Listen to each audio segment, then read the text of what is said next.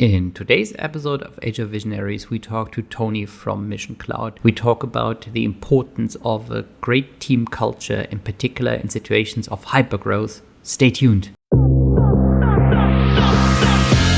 Welcome to HR Visionaries, where we unlock the secrets of modern HR. I'm Benjamin, your host. Join us as we shed light on today's HR universe with HR leaders and innovators from across the globe. Whether you're an HR pro, a business leader, or just curious about the future of work, this is your shortcut to the forefront of HR innovation. Brought to you by Hire, the AI talent attraction platform. Welcome to the latest episode of HR Visionaries. I'm very much looking forward to my guest today. Tony, it's great to have you on. Yeah, thank you so much for the invite. I'm looking forward to it too. Tony, can you tell us a bit about who are you? Yeah, so I'm Tony. I'm Tony Lee, and I am the head of recruiting, talent acquisition over at Mission Cloud.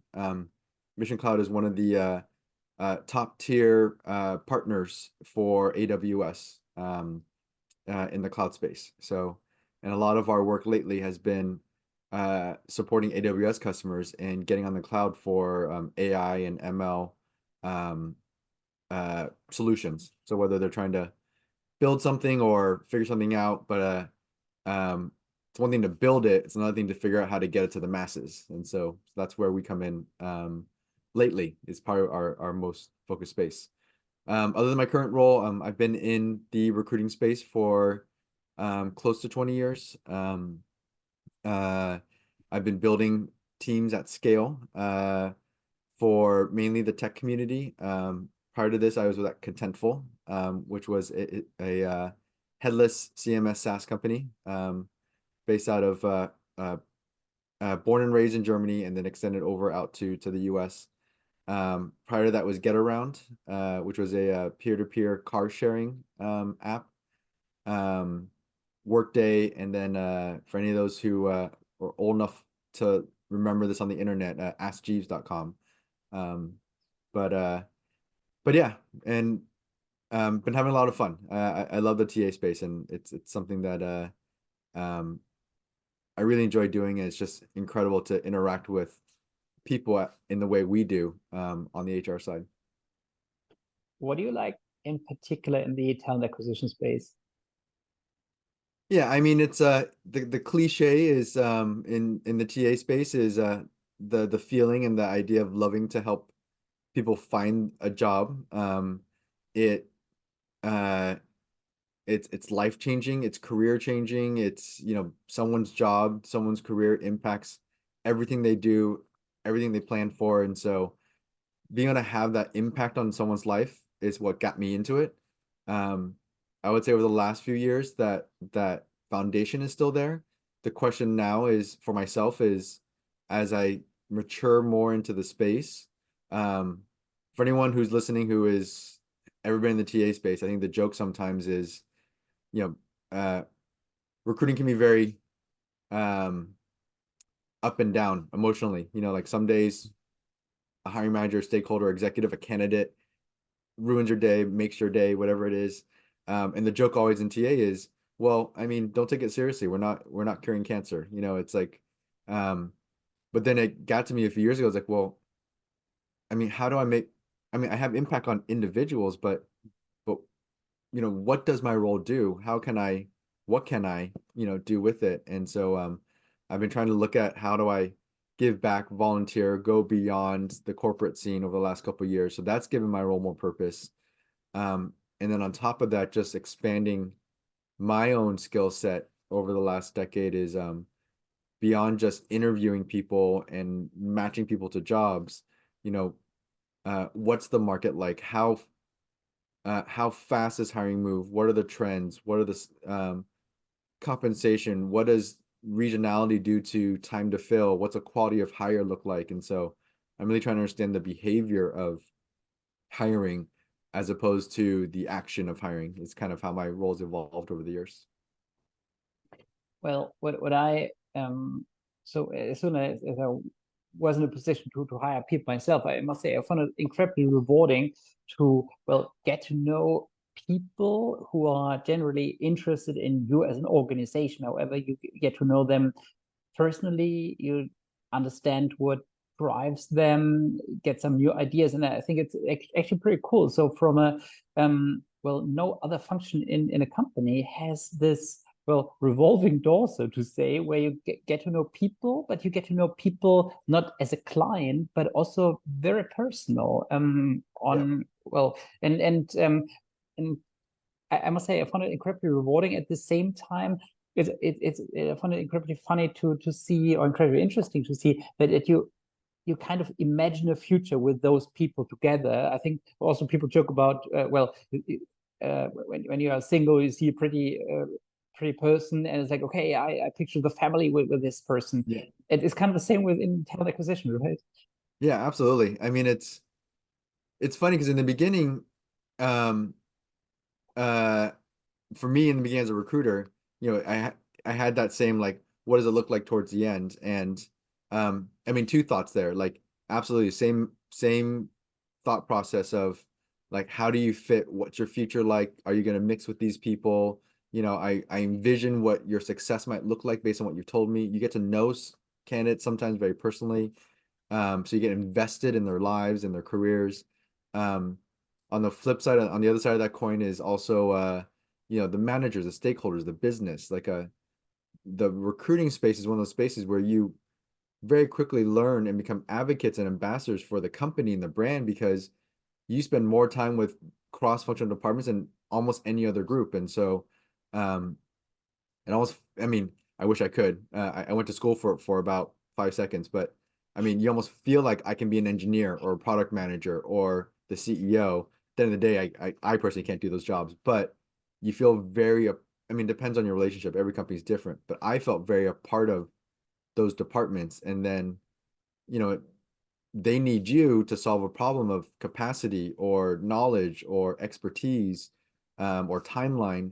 And so then you feel very invested in that group, because it's like, I helped build that product. I helped, get you what you needed. And usually the other side is very appreciative. And so, but then the other thought to that process is, yeah, so you envision what that person looks like for the future in their career, but then and this comes with experience and age and just being old. But then the advantage of getting old is I actually can now reflect on that past and actually see where they've gone. And it was funny because I sent a LinkedIn post the other week, part of my volunteer group, and I was asking, hey, I need a few recruiter coordinators to help with this volunteer space for job seekers. And an ex-hire I had, he was a content writer for Investopedia, and his whole job at the time, first job out of college, this was probably over 10 years ago, and his job was to write, like, define long-term, short-term games, and publish it. He's now a CEO of a AI SaaS product in Latin America, and replied and said, I'd love to help, especially because you helped me find my first job. And in that moment, I'm like, wow, like 10 years later, I helped start your career, and now you run a company, trying to give back in the same way. And so it was a really amazing feeling and experience. And so and that's why I do it. And that helped solidify and validate why and what I do when that person reached out. Tony, can you tell us a bit about, your experience from the last few years? So obviously in the talent acquisition space, it's always very, it all happens in waves. So with 2022 being, very aggressive hiring from many companies, particularly in the tech space, last year, a bit of consolidation, 2024, being rumored to be the year of the great stay, but I think people now realize, okay, it's not the case. It's gaining again some dynamic. Can you tell us a bit about your experience in the last few years? Yeah. I would agree with most of those sentiments. I was lucky in 2020 at the start of the pandemic to be in a company that was building digital tools to get companies digitized, content out there, e-commerce out there. And so I would say the first 2 years of the pandemic was companies doubling down on their digital presence or creating the digital presence for the first time. So I was lucky in the sense of I was in a brand that was very focused on or was very successful because companies were coming to us for the solutions. But I think that's where we was people trying to figure out what to do. And in that moment, at the beginning of the pandemic, I think people either had money or companies willing to invest to make sure companies knew how to pivot. And in a way, it was kind of like a new world. And so in a new world, I think everyone's excited to go get market share. And the market shifted to like, where are people spending money? How are people looking at whatever? And so it was up and down for most companies on whether we want to save and wait out the pandemic. Do we want to spend now and go figure out how to get this market? I think 2022, to your point, was everybody just said, let's do this. Like things are starting to shift back, or not shift back, or whatever the case is, but we can't wait. And the economy just softened. You know, it's things didn't go back to normal. Things instead went back to a new norm.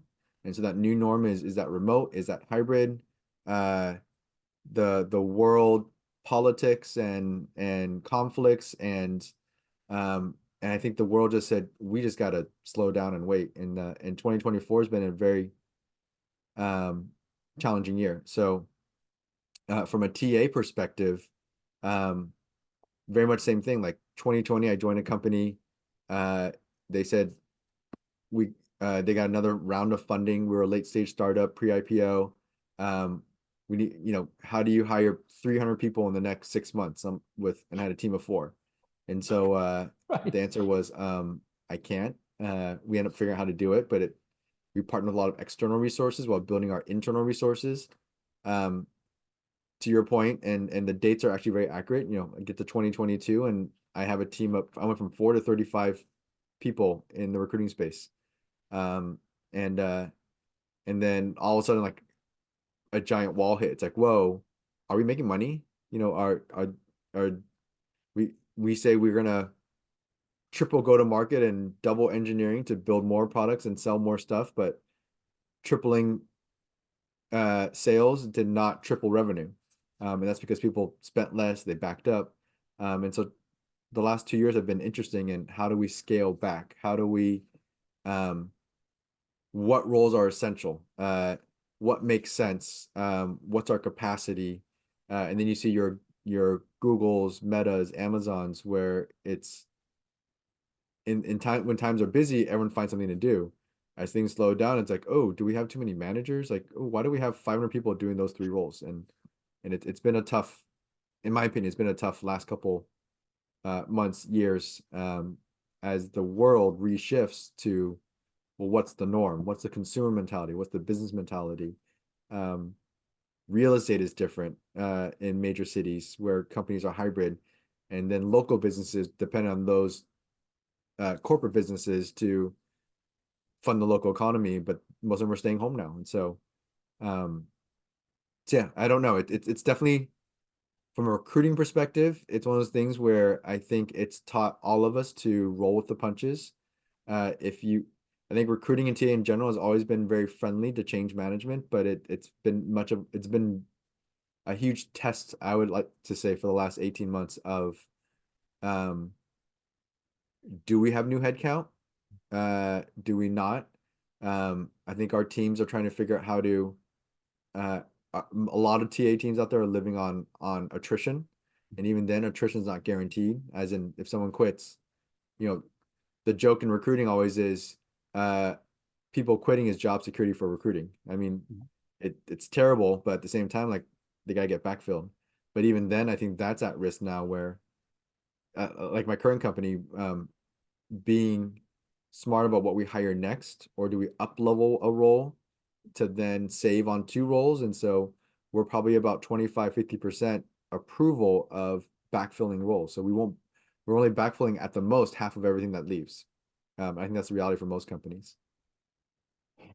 Okay, well, Tony, I have so many questions. So first of all, well, before we get to the backfilling part, can you tell us a bit about how to manage two processes, so to say, in parallel? So to start your team, when you started, you were 4 people, then you went up to more than 30.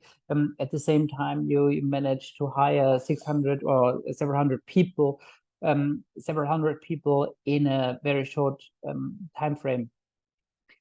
How did you manage both? Because it's kind of, well, kind of a process that it goes in parallel, I guess. Yeah, I'll try to keep the answer quick in the sense of it's really in that situation, having a really strong foundation of data operations enablement was critical for us to succeed. In that, how fast do we hire? How do we hire? What are the ebb and flows? You know, at the time at my last company, in that situation, we had a Europe versus US. Some notice periods in Eastern Europe were 90+ days. Some on the Western side were 30+ days. The US 14 days on average, you know, but then there's also the interview cycle. So all these, you know, time and stage, and do we have all the details, and blah, blah, blah, and where are we posting? All these things led to just data points of, you know, what's our best guess on how long each role is going to take to fill. And then we look at our headcount plan, our assumed attrition, and it's like, all right, we got to hire X net new plus Y attrition, and we got Z amount of recruiters. And the quick answer for in the beginning was the demand was 4 times bigger than the capacity. And the reality also of building your own team is, well, one, I'm then the time to fill applies to me as well. And so if I have to go hire a team, it takes me then 30, 60, 90 days to go find that person. And then it then takes 30, 60, 90 days for that person to ramp up. And you know, the nice thing is we asked these questions in the beginning. And so as a team internally, no one else cared except for us, but we cared. And so us as a TA team cared about, well, we know we're doing this, so let's prove our point.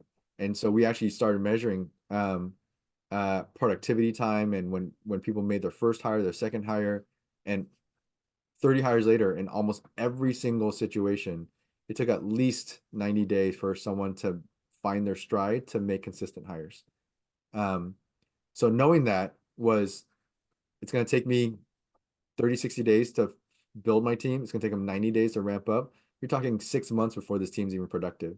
So in those first 6 months, we had a plan B, which was, how do we inject capacity into the process? And so we partnered with RPOs, external groups, executive firms, but we try to be very smart and look at our costs per hire.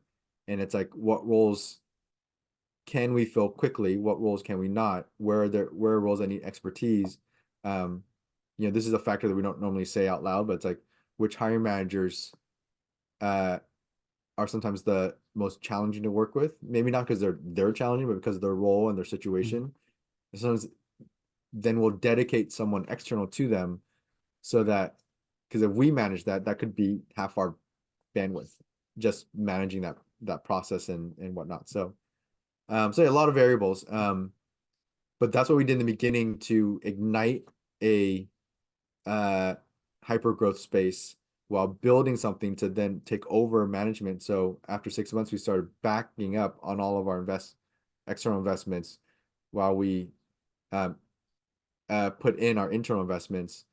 When we got to about 15, then at that point we had the capacity to meet most of the needs. We had to still grow. But as we grew, we started saying, well, let's grow our operational side. Let's grow our enablement side while we grow our recruiter base. And can 15 recruiters, let's say, you know, get 300 hires? Does that mean you need 15 more recruiters to get 300 more hires? Or could we, if we now focus on ops and enablement, which is interview training skills training for hiring managers, interviewers, specific questions, diversity recruiting, focus sourcing, and give these recruiters and these hiring managers and the interviewers new skills and hire those roles, then can we get those next 300 hires with only 5 people instead of another 15? And the answer was yes. And so through interview training, we instituted a bar raiser program, create a consistent process across the board, instituted dashboards and data for stakeholders.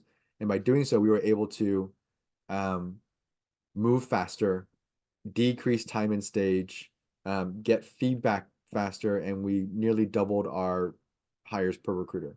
So that's the ideal space in the hypergrowth area. My last comment there is, even if you're not hypergrowth, going through those motions just gives TA more purpose, that we are just not transactional, let's hire someone, but you can build foundation program skills and knowledge on why we hire, how we hire, what's the best practice, and building those programs in itself is a nice way for TA teams to pivot into, how do I be valuable beyond just interviewing candidates? Tony, can you tell us a bit about how you approached people you wanted to hire for your team in this time? So telling them, as a matter of fact, we are 4 people. I need to go up to, let's say, 20 or 30. So all the processes are kind of not really there yet. However, you need to get going really quickly because, well, we have an amazing hiring plan.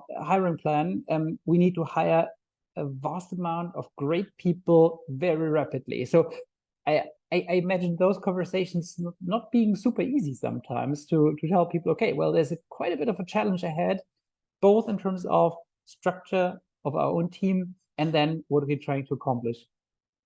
Yeah, good question. And it's very funny. Out of all the conversations I've had, I appreciate the question. And most people are so focused on the process and the candidates and the stakeholders. Rarely do I get asked about building my own. People ask about, like, how did you build your team? But no one asks, what behaviors did you look for? What qualities, and that's, I think that's a very important question. I appreciate it. Is when I started, so I've done this a few times. Tenfold, I started with 7, went to 35. Get around, I started with 4, we went up to about 14 within a year. Ask Jeeves, it was, in fairness, like in Ask Jeeves, we acquired companies, we became a portfolio company, but at one point we were like 3 recruiters, in upwards of like 20, 25, including ops and stuff. In all those situations, and more recently, I think that the key to success, my ideal situation, if I were to start over, if you're asking me to start over and build a team from scratch, I would definitely want to find that one recruiter that can, that's full cycle, that can get things done. Like, just keep distraction away and focus on the work while we then build the foundation for everything else. Because then I think bringing more TA team on when you have a solid operational, someone clean up the system, the data is clean, the process is clean. You do this when someone comes into the system, you do that when you get hired. Having someone owning that, I think, is critical. I think someone focusing on documentation and process and policy and training up front is great. Not every company can, so I call that an enablement person or a program manager. Not every company can look at those 2 roles first, but I think most leaders will take on those responsibilities up front. But the earlier you can hire those roles, I think the better you can set the rest of your hires up for success. To answer your question more directly, aside from the foundation and the actual roles, it started unintentionally in the last company, but it became more intentional as I went along, which was, how do I hire someone who is focused on the team, and that was the main quality. And so, in all fairness, I focused less on the technical skills. I mean, sourcing and able to find people is important, but also we're at a pivot point, I think, in the world, society, and how we think and operate from a information standpoint. And so, I started my career where people were still faxing resumes, and the best, we were still advertising in the newspaper, and you would call your candidates, and the most popular job boards were Monster and hotjobs.com, and we're at a point now where people wanted to be found. We were at a point where people wanted to be found. That's the only way they would get a job.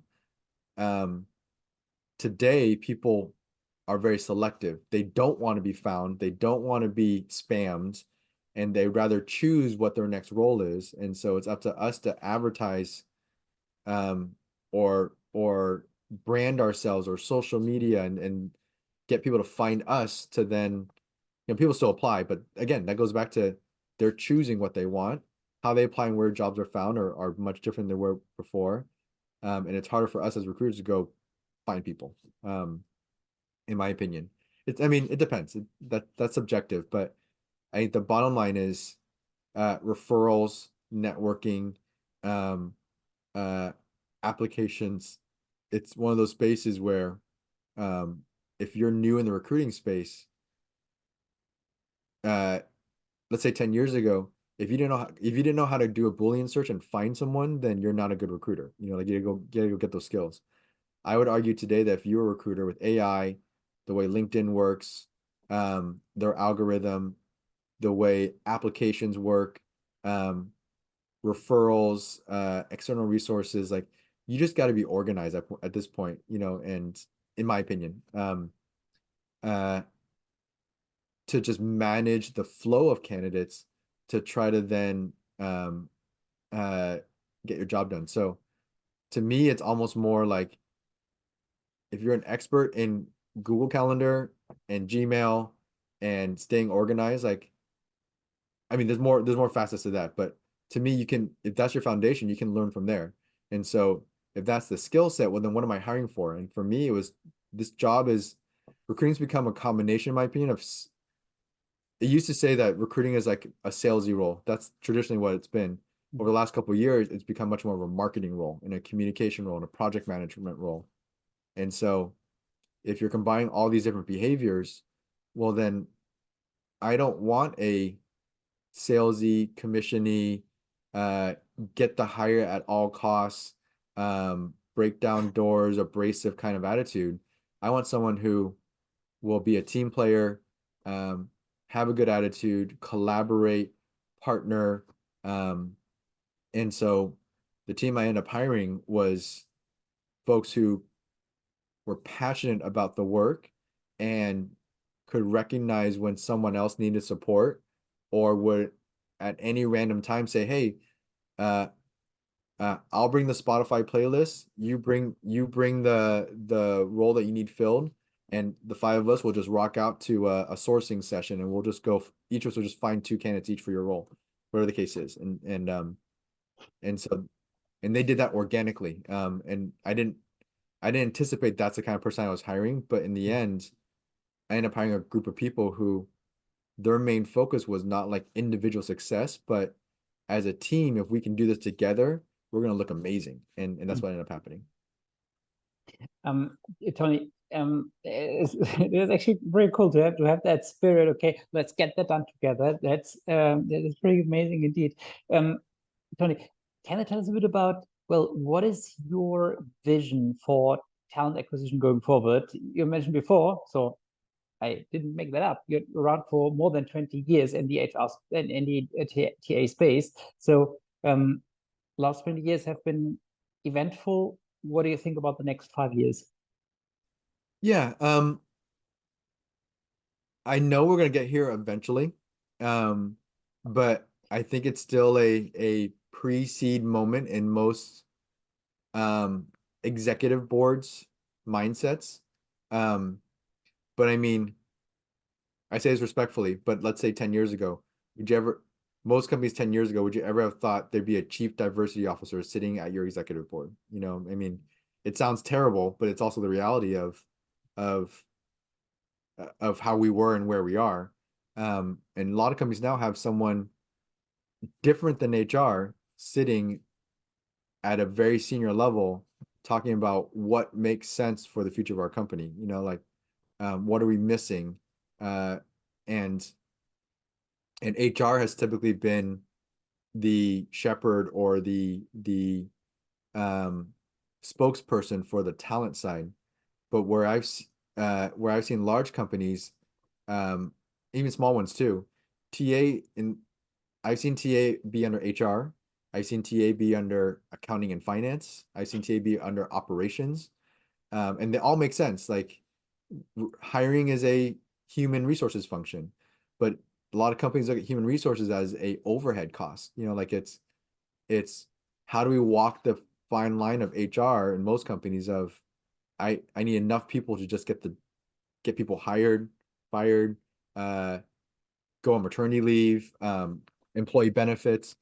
And so most companies push back on overstaffing HR, which then TA gets stuck in that bucket too. And the finance side, like every hire, what's your most expensive cost in a company? Payroll. And so I've seen HR TA be part of accounting because we report directly to the CFO in order to manage the books.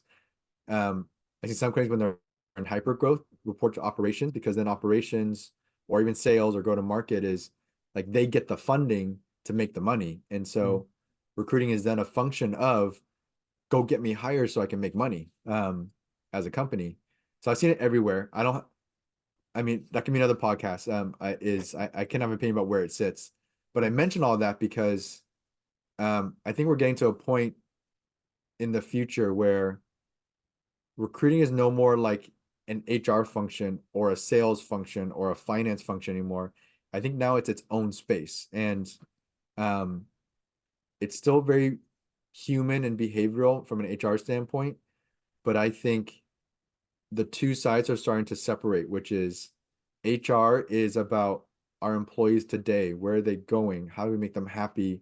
What's their future like? What's our people plan? But I'm starting to see recruiting become a different kind of partner of what do we want to do in the future with this organization? What kind of talent is out there? Why is that talent important?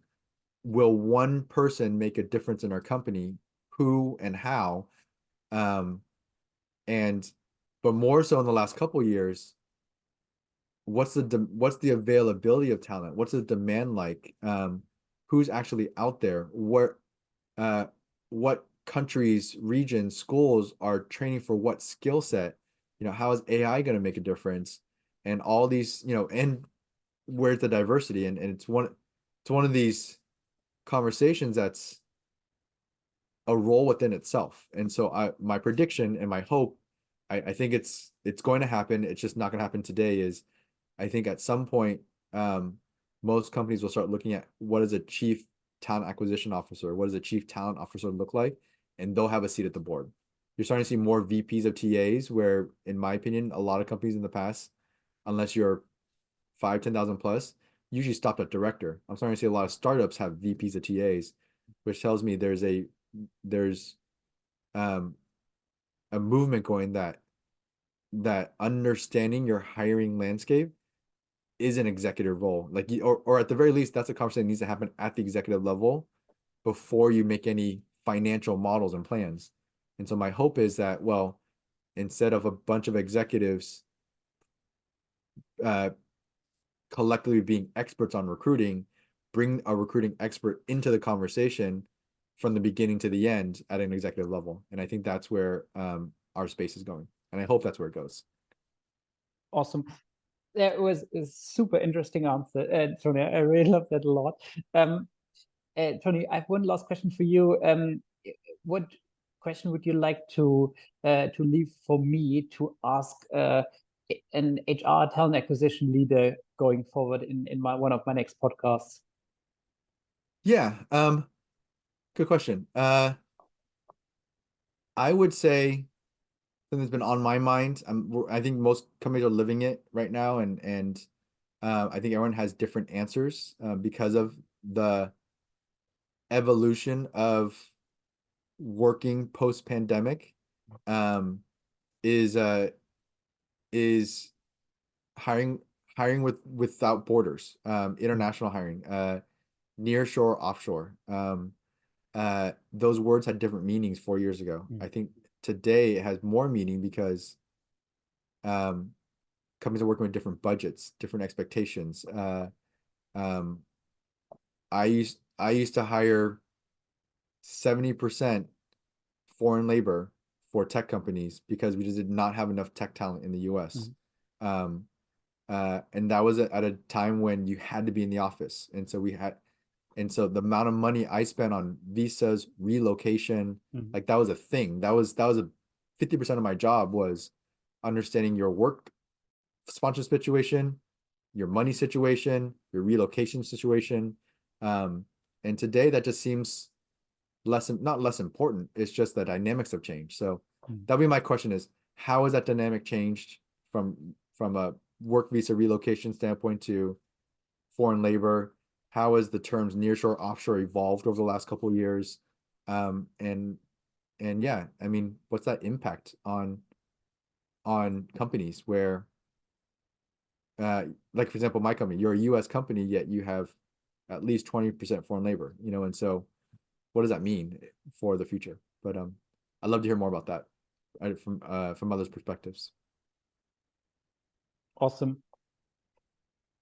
Tony, thank you so much. It was great talking to you. And well, the Chief Talent Acquisition Officer, that is something that will definitely last and resonate. Thank you so much. It was super cool. Thank you so much again. Yeah, I appreciate it. Fantastic conversation. And thank you so much as well. And thanks to you, and thanks to all of you guys for listening in. And see you next time.